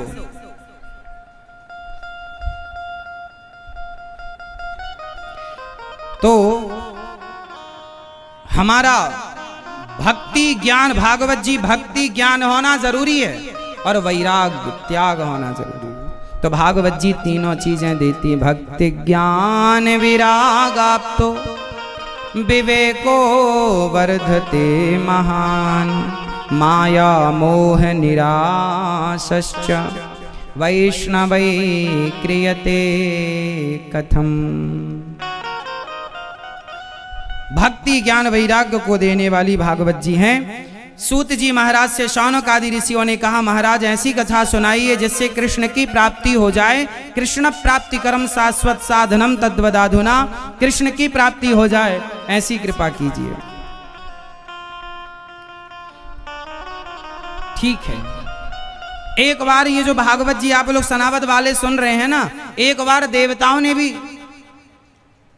मन बनाया। सुखदेव भगवान राजा परीक्षित को भागवत सुना रहे थे कि तभी इंद्र आए। इंद्र ने कहा, सुखदेव भगवान सुखम नत्वा वदन सर्वे स्वकार्य कुशलाह सुराह, हे प्रभु आपको प्रणाम। ये तो बताइए, ये जो कथा रूपी अमृत आप परीक्षित को पिला रहे हैं, ये हमें पिला दो और स्वर्ग का अमृत आप राजा परीक्षित को पिला देना। सुखदेव जी बोले ना, क्वा सुधा क्वा कथा लोके क्वा कांचः क्वा मणिर्महान। कहाँ कांच का टुकड़ा, कहाँ मणि, हम आपको स्वर्ग का अमृत नहीं दे सकते। स्वर्ग के अमृत को उन्होंने कांच का टुकड़ा कहा, भागवत जी को मणि सुखदेव भगवान ने कहा हम नहीं दे सकते। क्यों? लायक नहीं है आप इस अमृत को पीने के। प्रेमी बनकर आते जरूर पिलाता। इंद्र अपने धाम को चले गए। जब 7 दिन की कथा सुनी, भागवत जो सुनता है वो कैसा भी हो भव सागर से पार हो जाता है। परीक्षित इसके गवाह हैं। परीक्षित जी को श्राप लगा था संत का 7 दिन में मरने का, पर भागवत सुनी तो वो श्राप से मुक्त हो गए। इसलिए भागवत सुना करो। अभी 4 तारीख से वृंदावन में भागवत जी की पोथी पाठ बैठ रही हैं। पितृपक्ष आ रहा है, श्राद्ध पक्ष आने वाला है। अब इस पितृपक्ष में आप लोग भी अपने पूर्वजों के नाम से जो हैं, आप अपने नाम से भी सुन सकते, अपने लिए भागवत जी सुनो। जो नहीं है उनके लिए भी एक भागवत जी की पोथी पाठ कराकर आप उनके शांति के लिए, उनकी सदगति के लिए ये भागवत जी 4 तारीख से जो वृंदावन की पावन धरती पर बैठने जा रही हैं, भागवत जी की पोथी पाठ 18,000 श्लोक आपके संकल्प से, आपके नाम से जो सुखदेव भगवान ने परीक्षित जी को सुनाई, वही भागवत जी, उसी विधि से आप लोग भी अपने पूर्वजों को चाहें तो आप एक पाठ अपने पूर्वजों के नाम से करा सकते हैं। राजा परीक्षित की जब सदगति हुई, इंद्र ने तराजू बांधी और भागवत जी को रखा, तौल कर देखा। स्वर्ग के सुख एक तरफ, भागवत जी का सुख एक तरफ।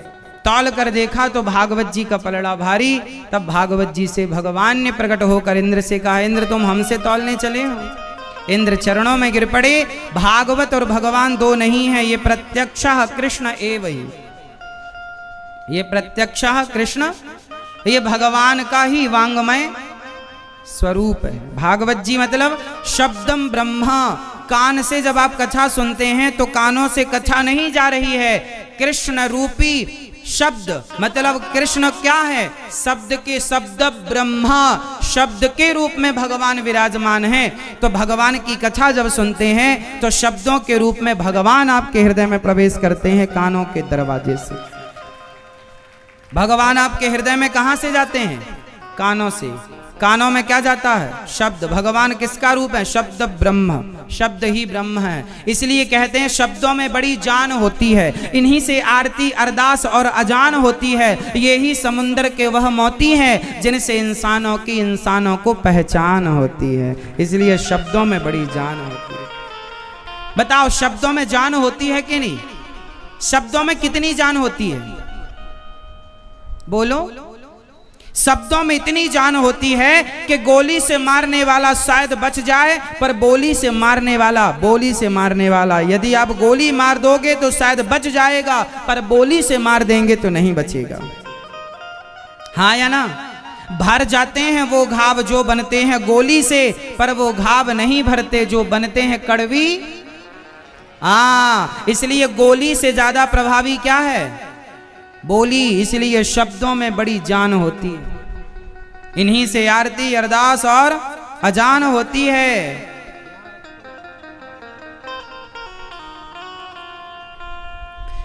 इन्हीं से आरती अरदास और अजान होती है। इसलिए शब्दों को संभाल कर बोला करो। शब्द है आपके पास, वाणी है आपके पास, इसका मतलब ये नहीं कि आप कुछ भी बक देंगे, कुछ भी बोल देंगे। इसलिए बोलने के पहले तौल कर देखो कि आपके शब्दों में वजन कितना है। आपके शब्दों में मां, आपके शब्दों में वजन कितना है। वजनदार शब्द बोला करो। ऐसे घुमाओ, ऐसे ना बोला करो। शब्दों को संभाल कर। इसलिए भागवत प्रत्यक्ष शब्द के रूप में कृष्ण ही आपके कानों से प्रवेश कर रहे हैं। सुखदेव भगवान ने भागवत जी सुनाकर परीक्षित की सदगति की, इंद्र का अभिमान मिटा, भगवान ने दर्शन दिया। एक बार नारद जी ने भी भागवत श्रवण करने का मन बनाया। एक बार नारद जी सारे तीर्थों का भ्रमण करने निकले पर शांति नहीं मिली। अच्छा, आप लोगों के घर में शांति आंती है कि नहीं है? किस किस के घर में शांति नहीं है? हाँ? किस किस के घर में शांति है? उठाओ हाथ। जिस जिसके घर में शांति है वो हाथ उठाएंगे। और जिनके घर में नहीं है, आपके घर में नहीं है शांति?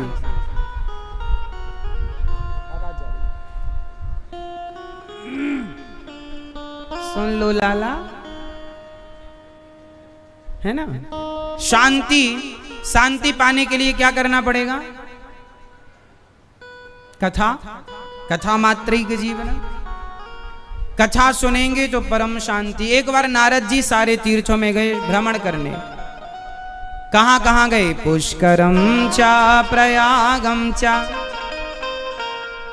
काशीं गोदावरीं तथा। एक बार नारद जी काशी, गोदावरी, हरिक्षेत्र, कुरुक्षेत्र सारे तीर्थों में गए पर ना पश्यम कुत्रमिच्छर्मः मनः संतोष कारकम्। एक बार नारद जी सारे तीर्थों में गए पर शांति नहीं मिली।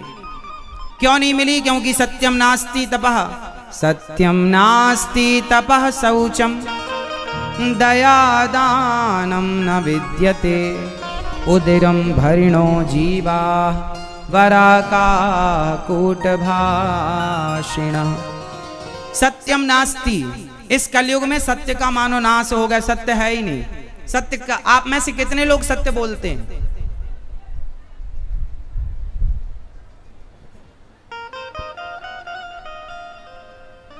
कितने लोग सनावद में सत्य बोलते हैं? देख लो आप कितने लोग हैं, देख लो। सबकी दुकानें झूठ से चल रही है ना, तो आप कहते हैं जब झूठ से काम हो रहा तो सत्य की क्या जरूरत है। लेकिन एक बात बताएं, लोक में तो झूठ से काम हो जाएगा पर परलोक में झूठ से काम ना होगा, वहां फिर फंस जाओगे आप। यहां तो ठीक है निकल गए, वहां फंसोगे। इसलिए झूठ बोलना पाप है। नदी किनारे काली जी आएंगी और गला काटकर, ऐसा बचपन में बोला करते थे, है ना? हवा इसमें आ रही है। तो झूठ बोलना पाप है। आप फिर भी बोले जा रहे हैं, आपको झूठ पर ज्यादा भरोसा है। बोलो राम जी, बोलो बोलो। अभी मजा आ रहा है झूठ बोलकर, मजा के बाद फिर क्या मिलती है? हाँ, तैयार रहना। ये वाला क्या मिलती है? इसलिए भैया बिक गए हरिश्चंद्र, पर उन्होंने झूठ नहीं बोला। देखिए हमारा देश ना ऐसे महान पुरुषों से भरा, ऐसी गाथाओं से भरा पड़ा है, लेकिन आप पता नहीं कब समझेंगे। सत्यम नास्ति तपः शौचम। आज शौचम नहीं है। शौचम का मतलब है पवित्रता। आप में से कितने लोग शौच करने के बाद नहाते हैं? आप में से कितने लोग ऐसे हैं जो शौच करने जाते हैं उसके बाद नहाते हैं? उठाओ हाथ जो नहाते हैं। और बाकी आप बिना नहाए घूमते रहते हो घर में, पूरा भ्रष्ट कर रखा है घर को। सोचिए कितनी बड़ी अशुद्धि है आपके जीवन में। आपके घर में ऐसे में तो गिलास भर पानी पीने का धर्म नहीं है। ऐसी अशुद्धि वाले व्यक्ति के घर में आप पानी पीजिएगा, खाइएगा, तो आपकी बुद्धि भ्रष्ट हो जाएगी। क्योंकि जैसा खाए अन्न वैसा रहे मन, और जैसा पिए पानी वैसी बोले।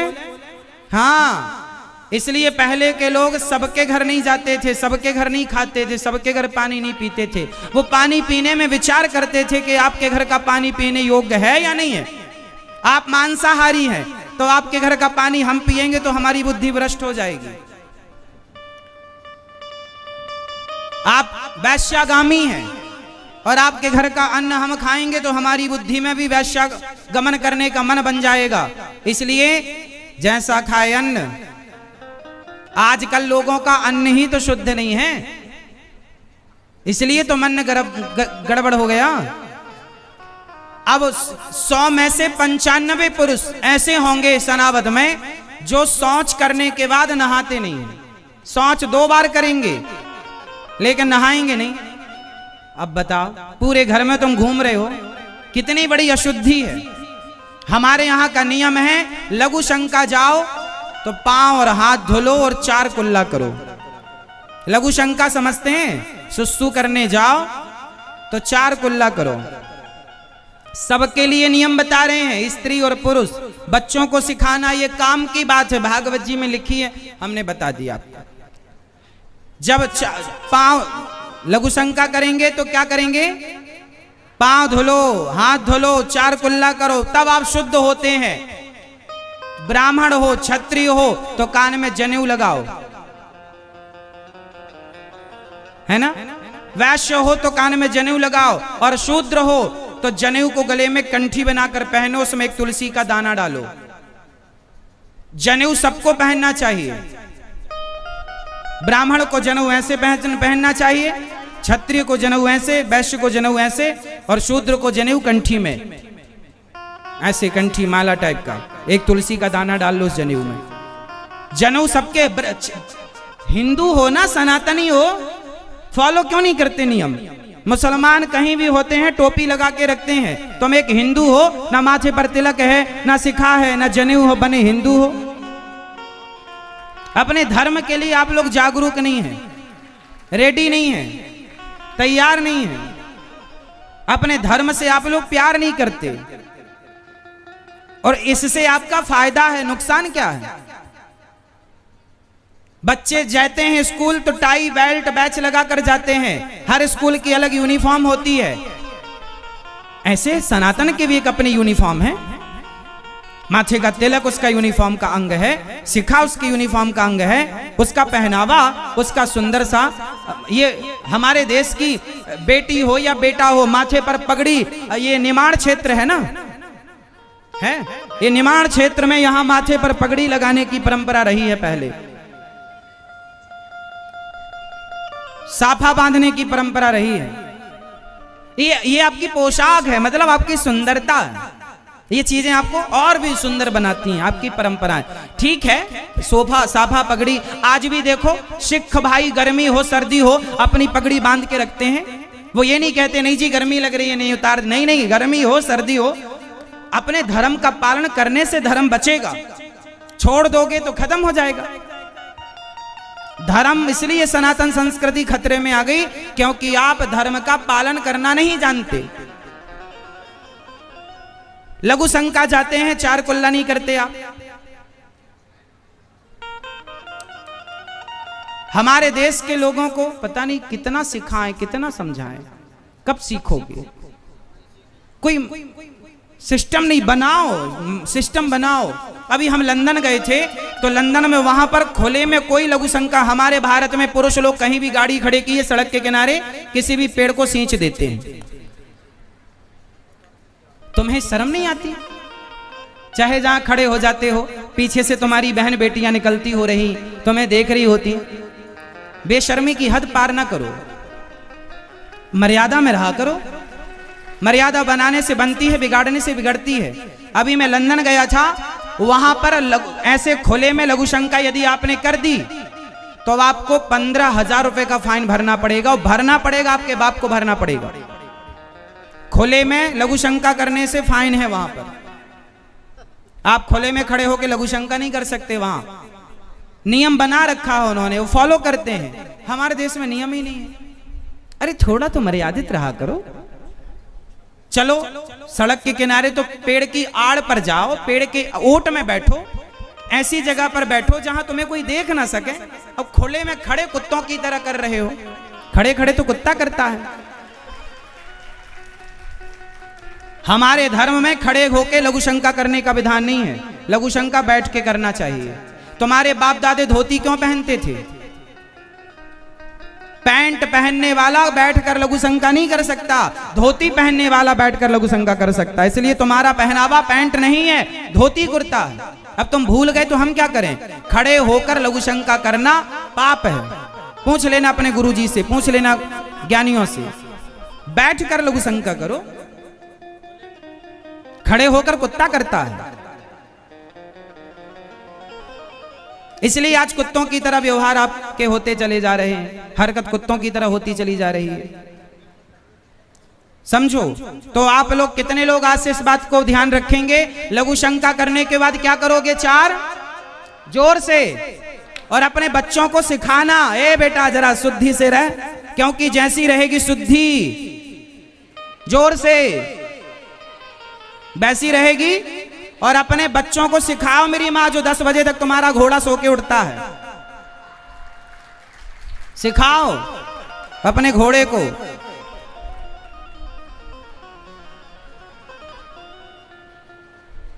समय से जागो, समय से सो। समय का सोना अच्छा, समय का जागना अच्छा है। बेसमय का सोना, बेसमय का जागना अच्छा नहीं है।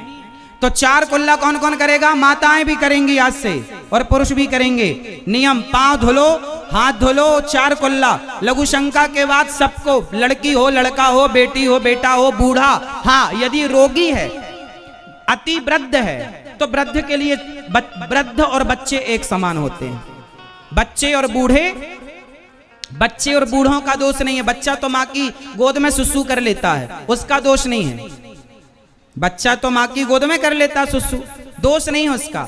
बूढ़ा आदमी तो बिस्तर पे करता है सुसु, चलना फिरना नहीं होता, तो बूढ़े का और बच्चे का दोष नहीं है, वो उनकी असमर्थता है, क्योंकि भाई अब उपाय नहीं है। लेकिन जब तक आपके हाथ पांव चलें, इन नियम का पालन करो, ये आपकी बुद्धि के लिए अच्छा रहेगा, है ना। हमारे बड़े बुजुर्गों ने कहा है, जैसी राखे शुद्धि वैसी बने बुद्धि। बताओ ये कहावत सही है या गलत है?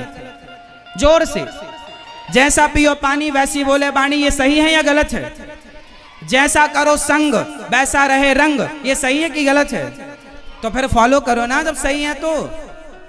याद तो सब है आपको। तो फिर 4 कुल्ला करेंगे। और शौच करने के बाद, शौच करने के बाद आप सबको नहाना है, चाहे सर्दी हो गर्मी हो। 2 बार जाओ या 4 बार जाओ। ये दास अनिरुद्ध 12 महीने 2 बार स्नान करता है, 2 बार स्नान, 12 महीने 12 महीने 2 बार से कम किसी दिन स्नान नहीं होता। ठंडी हो, गर्मी हो, सर्दी हो, बारिश हो, कोई मतलब नहीं। नियम मतलब नियम। हम लंदन में रहें या भारत में रहें, अपने नियम का काम करेंगे, ठीक है। तो शौच करने के बाद क्या करोगे? शौच करने के बाद स्नान, पूर्ण स्नान ना कर पाओ तो अर्ध स्नान करना। सिर गीला आप नहीं करना चाहते मत करो, आप कमर से स्नान कर लो, यहां से स्नान कर लो, यहां से पानी डाल लो। यहां से न डाल पाओ तो अपनी कमर, नाभि को गीला करता हुआ पानी नीचे की तरफ जाए, वो अर्ध स्नान माना जाता है। जो कपड़े पहनकर शौच करने गए थे वो सारे कपड़े गीले करो। उन्हीं कपड़ों को पहनकर शौच कर लिया, उन्हीं कपड़ों को पहनकर पूजा कर ली। कितना बड़ा बुद्धि भ्रष्ट होगी बताओ। उन्हीं कपड़ों को पहनकर शौच कर लिया, उन्हीं कपड़ों को पहनकर खा लिया। बताओ ये कोई बुद्धि है? ये जानवरों के काम है। कुत्ते से हम कहें चल तू कुल्ला किया कर, वो नहीं करेगा। पर आप इंसान हैं, इंसानों की तरह हरकत करो, व्यवहार करो। ये बात देखो लिखी है, सत्यम नास्ति तपः शौचम दयादानम न विद्यते उदरम भरिणो। आजकल का आदमी बस पेट भरने में लगा है, उसे नियम से कोई मतलब नहीं। बताओ जीवन में नियम होना जरूरी है या नहीं? मर्यादाएं जरूरी है या नहीं? हम भारत के लोग हैं, हमारे यहां सोचिए नहाने धोने की भी मर्यादा है। तो आज से शौच करने के बाद क्या करोगे? नहाओगे। और पूरा स्नान भले ना करो, आप सवेरे नहा चुके हैं और शाम को जाना पड़ा दोपहर को, तो आप अर्ध स्नान कर लो। और आप कहो कि महाराज जी हम ट्रेन में हैं, यात्रा पर हैं, तब कैसे करें? कोई बात नहीं, तब यदि व्यवस्था नहीं है तो कोई बात नहीं, पर तब से जब घर पहुंचो तो पहले स्नान करो। घर पहुंचो तो पहले स्नान करो, फिर अंदर जाओ। नारद जी महाराज सारे तीर्थों का भ्रमण करके आए और जब वृंदावन आए तो वहां एक कन्या को उदास देखा। देवी तुम कौन हो? अहम भक्ति ऋतिख्याता इमऊ में तनयऊ मतऊ ज्ञान वैराग्य नामानऊ काल योगे नजर जरो। हमारा नाम भक्ति है, ये हमारे बेटा ज्ञान और वैराग्य है, काल के योग से जर्जर हो गए हैं, आप कृपा करके इनकी मूर्छा दूर करो। तब नारद जी ने उन्हें सनकादियों के कहने पर हरिद्वार की पावन धरती पर भागवत सुनाई। और जब भागवत सुनी भक्ति ज्ञान वैराग्य ने, तो भागवत सुनते ही भक्ति ज्ञान वैराग्य का सारा दुख दूर हो गया। ये भागवत जी की महिमा है। भक्ति का, ज्ञान का, वैराग्य का दुख भी दूर कौन करता है? भागवत जी। कौन करता है? भागवत जी करते हैं। इसलिए भागवत जी सारा दुख दूर करती है। इसलिए दुख दूर करना है अपने जीवन का, तो भागवत जी की शरण में जाओ, भगवान के आश्रित रहना सीखो। हाँ, अब नारद जी महाराज, भक्ति महारानी कहती हैं, महाराज मेरा दुख दूर हुआ, संतों के हृदय में जाकर बिठाया। अब एक प्रश्न खड़ा हुआ, महाराज कोई पुण्यात्मा भागवत सुन के तर जाए तो आश्चर्य नहीं, कोई पापी भागवत सुनकर तर जाए तो आश्चर्य नहीं, क्या जिसने जीवन भर पाप किया है क्या ऐसा पापी भागवत से तरेगा? बोले हाँ। ये माने वह पाप कृतस्तु सर्वदा सदा दुराचार रता विमार्ग गाहा क्रोधाग्निदग्धः कुटिलाश्च कामिनः सप्ताह यज्ञेन कलौ पुनन्ति ते। क्या कहा? कितना भी बड़ा पापी क्यों ना हो भागवत सुन के तर जाएगा। कोई पापी तरा, हाँ, धुंधकारी। आत्मदेव जी नाम के एक ब्राह्मण थे, उनके पुत्र का नाम, उनकी पत्नी धुंधली को संतों ने फल दिया और वो फल खुद ना खाकर गाय को खिलाया और बहन के बेटे को पैसे से खरीद लिया। वो बहन का बेटा, उसका नाम रखा धुंधकारी, और संत का दिया फल जो गाय को खिलाया, वो गाय को बच्चा हुआ, उसका नाम क्या रखा? क्या नाम है? गौकर्ण।